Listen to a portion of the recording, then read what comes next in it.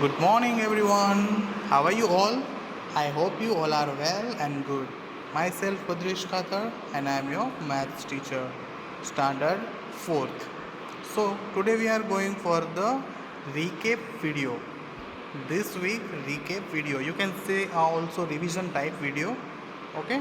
So, इस video के अंदर हम जो भी हमने इस वीक में स्टडी किया है उसका रिकेप करेंगे. Okay, so let's start. Okay, so topic is estimating the sum. Okay, what is the estimating sum? पहले तो हमें ये जानना पड़ेगा कि estimating sum exactly होता क्या है. Okay, तो मैं आपको एक प्रैक्टिकल एग्जांपल देता हूँ. जैसे कि मेरे पास यहाँ पर एक वाटर बॉटल है. Okay, there is a water bottle. तो इसकी एस्टिमेटिंग वैल्यू क्या है एंड इसकी एक्चुअल वैल्यू. तो estimating value means what? Estimating value means उसकी हम अंदाजित जो कीमत लगाते हैं, जो उसकी प्राइस हम अंदाजित लगाते हैं, उसकी हमें एग्जैक्ट प्राइस नहीं पता, बट ऐसे हम देखकर बोल सकते हैं कि ये बोतल ना 1000 रुपये की होगी, चलो, तो उसे हम क्या कहते हैं? Estimating value. Then after one more example, ये मास्क है, ठीक है. तो मास्क की वैल्यू क्या होगी, मतलब मास्क जो है उसकी प्राइस क्या होगी? तो हम अंदाजित बोलते हैं ना कि 20 रुपये का होगा या 30 रुपये का होगा. तो जो ये हम अंदाजित बोलते हैं ना, उसे कहते हैं एस्टिमेटिंग वैल्यू. जैसे ये पेंसिल है, पेंसिल को मैं पूछूं कि इसकी प्राइस क्या होगी बेटा, तो आप बोलोगे सर 10 या 5 रुपये होगी, 5 या 10 रुपये होगी. तो जो ये अंदाजित वैल्यू हम लगाते हैं उसे हम कहते हैं estimating values. Now actual value. Okay, ये बोतल है, ठीक है. तो उसकी एक्चुअल वैल्यू क्या है, मतलब जब हम इसको शॉपिंग के लिए जाते हैं मॉल या फिर शॉप पे, तो वहाँ पे प्राइस टैग होता है. जैसे कि इसकी प्राइस है 999. Okay, 999 rupees. तो उसकी ये एक्चुअल वैल्यू हो गई. देन आफ्टर ये पेंसिल है, उसकी प्राइस है 6 रुपीज़. तो उसकी एक्चुअल वैल्यू हो गई. समझ में आ रहा है? तो जो शॉप पे जाते हैं और हम उसको परचेस करते हैं, तब जो हमें एक्चुअल वैल्यू बताई जाती है, इट्स कॉल्ड एक्चुअल वैल्यू. और जो हम ऐसे ही अंदाजे पे लगाते हैं कि ये इतनी प्राइस होगी, उसे हम कहते हैं estimating values. Okay, now estimating value का हम यहाँ पर एक एग्जांपल लेते हैं. जैसे कि एक वाटर बॉटल है. ओके, एक वाटर बॉटल है, ठीक है. उसकी प्राइस यहाँ पर एग्जैक्ट प्राइस जो हम शॉपिंग करके लेके आते हैं, तब उसकी प्राइस है 899. ओके, ये उसकी एक्चुअल वैल्यू है, एक्चुअल वैल्यू. बट अगर हम इसको शॉपिंग करने के लिए अभी तक नहीं गए हैं, अभी हम घर पे बैठे हैं और आपको वाटर बॉटल बाय करनी है, तो आप बात करोगे पापा से कि पापा मुझे एक वाटर बॉटल चाहिए, मुझे आप 1000 रुपीज़ दो. ओके, क्योंकि आपको उसकी एस्टिमेटिंग वैल्यू पता है कि इसके आसपास होगा. जो आसपास की वैल्यू होती है ना, उसे हम कहते हैं एस्टिमेटिंग वैल्यूज़. तो हम यहाँ पर 1000 उसको बोल सकते हैं. तो हमारी ये हो गई एस्टिमेटिंग वैल्यू, मतलब एस्टिमेट वैल्यूज़. ये हमारी एक्चुअल वैल्यू और ये हमारी एस्टिमेटिंग वैल्यूज़. समझ में आ रहा है? तो इसे देखकर आपको क्या याद आता है? इसे देखकर कुछ याद आता है? Yes, it's a rounding off. जो हमने पहले सीखा था चैप्टर 1 के अंदर, rounding off tens, hundreds, thousands, 10,000s, right. तो यहाँ पर भी आप इसको राउंड ऑफ कर सकते हो, ठीक है. अगर इसको मैं आपको बोलूँ कि इसका 100 राउंड ऑफ करो, तो आप इसको क्या करोगे? यहाँ पर 8 है और यहाँ पर 9 है. जो 9 है वो 5 to 9 के बीच में आता है, तो हमें नियर बाई नंबर को चेंज करना है, राइट. तो यहाँ पर उसके नियर बाई नंबर को हम चेंज करेंगे, तो यहाँ पे हमें मिलेगा 900. ओके, तो ये उसकी राउंडिंग ऑफ वैल्यू हमें मिल गई, राउंडिंग ऑफ नंबर्स. समझ में आ रहा है? तो एस्टिमेटिंग वैल्यूज़, एक्चुअल वैल्यूज़ के बारे में आपको पता चल गया. एस्टिमेटिंग एग्जैक्टली क्या होता है एंड एक्चुअल क्या होता है, राइट. एक्चुअल मीन्स जो उसकी शॉपिंग टाइम पे जो उसकी प्राइस है, exact price, it's called actual value. And estimating जो हम अंदाजित प्राइस लगाते हैं उसे हम कहते हैं estimating values. Okay, now next topic is rounding off the nearest 1000। आप यहाँ पर देख सकते हो rounding off the nearest 1000। Okay, तो यहाँ पर क्या है कि हमारे पास दो वैल्यू होगी, एक होगी एस्टिमेटिंग वैल्यू और एक होगी एक्चुअल वैल्यू। ओके, तो हमारी बुक के अंदर जो है वो हमें नंबर लाइन के थ्रू हमें राउंडिंग ऑफ को फाइंड आउट किया गया है। बट हम क्या करेंगे, हमारी जो मेथड है जो मैंने आपको बताई थी, हम वही फॉलो करेंगे। हम ये जो नंबर लाइन वाली पैटर्न है उसे हम फॉलो नहीं करेंगे। ओके, आपको हम फॉलो कौन सी करनी है, जो मैंने आपको बताई थी राउंडिंग ऑफ के लिए, राइट। तो यहाँ पर हमारे पास दो वैल्यू होगी, first value estimating value and second value actual value.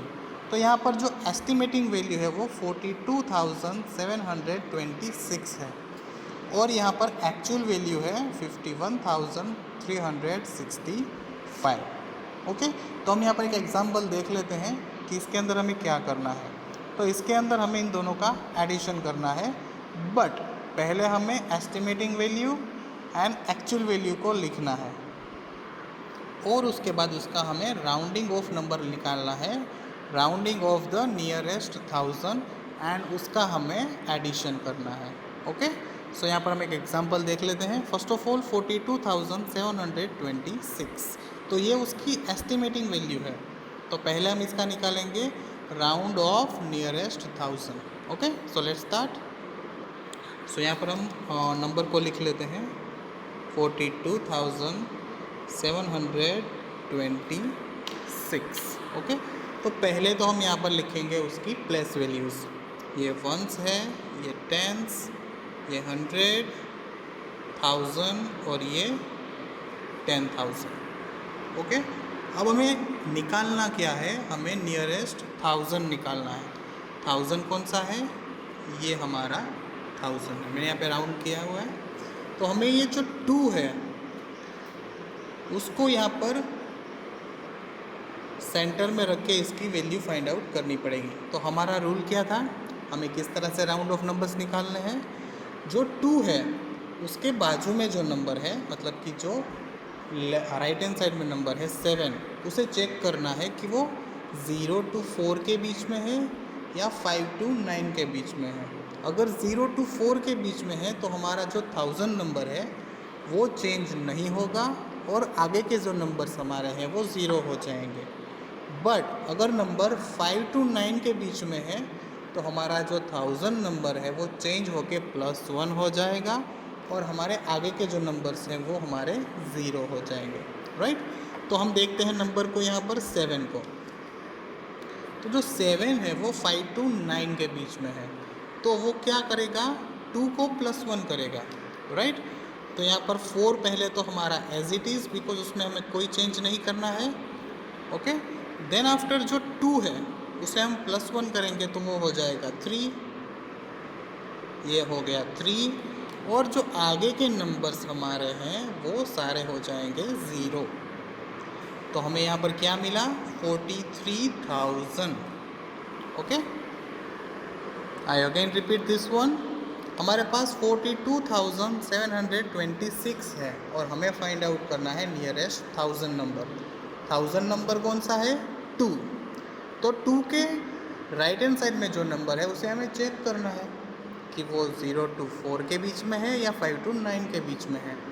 तो नंबर जो है वो 5 to 9 के बीच में है। इट मीन्स हमें जो 2 है उसे चेंज करके +1 करना है। तो हमने यहाँ पर 2 को 3 कर दिया और आगे के जो नंबर है उसे हमने 0 कर दिया, और ये 4 हमारा एज इट इज़, बिकॉज यहाँ तक तो हमें कोई चेंजेस नहीं करने।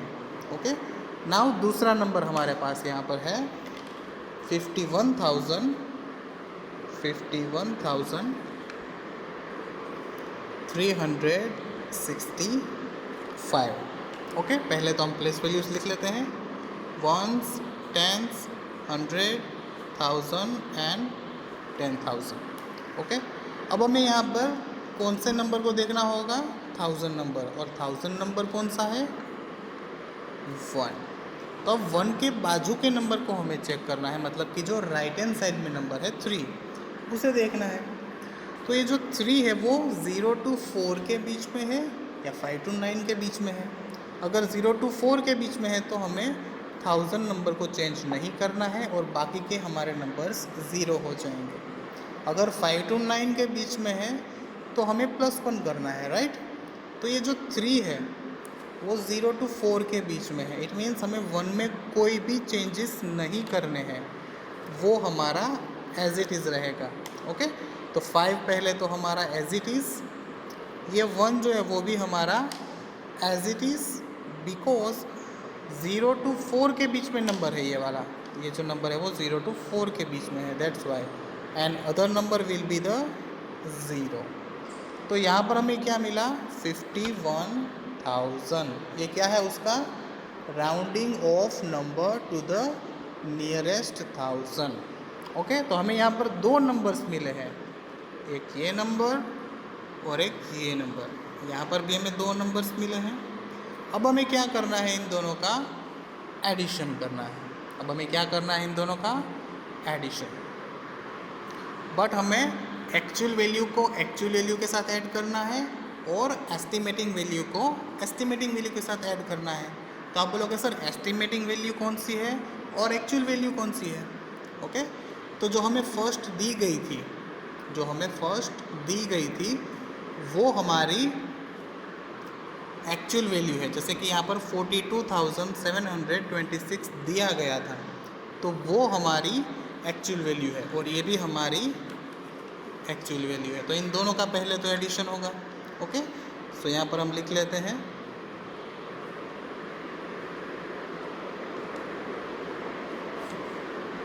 ओके, सो यहाँ पर हम एडिशन स्टार्ट करते हैं। ओके, 6 + 5 तो ये हो जाएगा 11, 1 carry forward, 2 + 1 3 and 3 + 6 there is a 9, 7 + 3 there is a 10। so यहाँ पे 0 and 1 carry forward, 3 + 1 4, 1 + 2 3 and 3 + 1 4, 4 + 5 there is a 9। so यहाँ पे हमें क्या मिला, 94091। ओके, 94,091। इसी तरह से हमें इन दोनों का भी एडिशन करना है। ओके, तो यहाँ तक आपको समझ में आया। तो यहाँ पर हमने बुक के अंदर भी यही किया हुआ है, आप देख सकते हो अपनी बुक के अंदर। ओके, एंड यहाँ पर और भी एग्जांपल्स हैं। देन आफ्टर एक्सरसाइज 2.4, तो यहाँ पर भी हमें सेम चीज़ करनी है। यहाँ पर हमें 2 नंबर्स दिए गए हैं, आप देख सकते हो दोनों नंबर्स को। पहले तो यहाँ पे उसको राउंड ऑफ करना है, फिर उसकी एस्टिमेटिंग सम एंड एक्चुअल सम हमें यहाँ पर लिखनी है। ओके, देन आफ्टर हमारे पास यहाँ पर एक और एग्जांपल था। ओके, सो यहाँ पर भी हमें एडिशन करना है और उसकी एस्टिमेटिंग वैल्यूज़ निकालनी है। देन आफ्टर हम स्टार्ट करते हैं वर्ड प्रॉब्लम्स। तो वर्ड प्रॉब्लम्स जो है वो बहुत ही ईजी होते हैं। ओके, बस उसे समझना होता है, हमें वर्ड्स को समझना होता है कि वो एग्जैक्टली कहना क्या चाहते हैं, राइट। तो पहले तो हम यहाँ पर उसकी प्लानिंग कर लेंगे। ओके, तो अगर कोई भी एग्जांपल हो तो पहले उसे 2 बार रीड करो। कोई भी एग्जांपल को 2 से 3 बार रीड करो, प्रॉपरली उसे पहले तो समझ लो। अगर समझ में ना आए तो उसको पहले तो ट्राई करो अंडरस्टैंड करने की। तो फर्स्ट स्टेप हमारा है अंडरस्टैंडिंग। तो हमें यहाँ पर इसे रीड करना है, उसे अंडरस्टैंड करना है। देन आफ्टर हमें प्लान आउट करना है विद द ग्राफ बार। तो ये एक ग्राफ बार है हमारा। ओके, इसके थ्रू हमें यहाँ पर एक उसकी इन्फॉर्मेशन मिलेगी, इसे हम मॉडल भी कहते हैं, मॉडल मेथड। ओके, तो यहाँ पर हमें इन्फॉर्मेशन मिलेगी कि हमें यहाँ पर एग्जैक्टली करना क्या है। देन आफ्टर हमें सम को स्टार्ट करना है। ओके, तो हमारे जो वर्ड प्रॉब्लम्स है उसके अंदर 3 स्टेप्स हैं, अंडरस्टैंडिंग, प्लानिंग एंड डूइंग। पहले हमें सम को रीड करना है, अंडरस्टैंड करना है, फिर उसका प्लान करना है with model method. Okay, then after यहाँ पर बहुत सारे एग्जांपल्स हैं। ओके, हमने यहाँ पर देख लिए हैं हमारे लेक्चर्स के अंदर। And then after subtracting without regrouping. तो जैसे कि हमने एडिशन के अंदर देखा था, addition with the regrouping and without regrouping, तो सेम चीज़ यहाँ पर है, बस यहाँ पर हमें ओनली सब्ट्रैक्शंस करने हैं। Okay, so first one subtraction without regrouping. तो विदाउट रीग्रुपिंग के अंदर क्या होगा कि जो आप नॉर्मली आप सब्ट्रैक्शन करते हो वैसे ही होगा, बट यहाँ पे कोई भी नंबर्स बोरो नहीं होंगे। जैसे कि आप देख सकते हो यहाँ पर कोई भी नंबर्स जो है वो बोरोइंग नहीं होते हैं। Okay, and one more thing, यहाँ पर जो हमारे पास एडिशन था उसके अंदर हम एडेड करते थे और जो आंसर मिलता था वो हमारा सम होता था, बट यहाँ पर जो पहले हम लिखते हैं उसे हम कहते हैं मीनिएंड, सेकेंड जो नीचे लिखते हैं उसे हम कहते हैं सब्ट्राहैंड, और जो हमें आंसर मिलता है उसे हम कहते हैं डिफरेंस।